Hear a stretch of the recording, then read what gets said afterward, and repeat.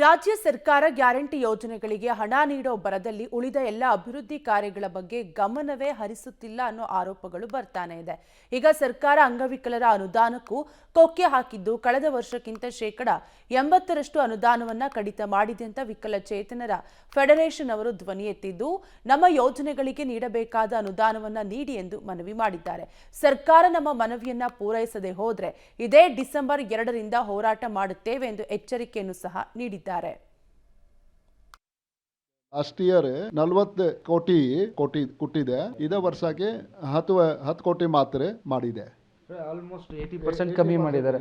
ಏನು ರೀಸನ್ ಏನು ಹೇಳೋದಿಲ್ಲ, but we think that due to government schemes, guarantee schemes, the government has the shortage of the fund. So for compensating that additional burden, they are cutting the schemes like us. Last year, government for last many years, the same schemes are going on. No any new scheme has been announced.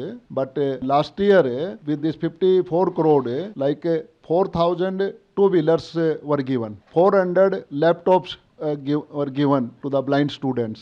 183 braille kit were distributed. But this year what budget they have given, with this budget only 350 vehicles can be given, only 30 laptop can be given, only 130 braille kit can be given. ಏನು response ಮಾಡೋದಿಲ್ಲ, just verbal response ಕೊಡ್ತೀನಿ. ಇದೆ ನಾನು ನೋಡ್ತೀನಿ ಇದೇ ಥರ ಹೇಳ್ತೀನಿ. ನಾನೆಲ್ಲ MLA ಆಲ್ 24 MLAಗೆ ನಾನು ಮನವಿ ಕೊಟ್ಟಿದ್ದೆ, ಬಟ್ ನಾನು ಏನು ರೆಸ್ಪಾನ್ಸ್ ಸಿಕ್ಕತ್ತಿಲ್ಲ. ನಾವು the final step what we are going to take is this protest what we are going to stage from 2nd December from all over the Karnataka to Bangalore, and we stage the protest.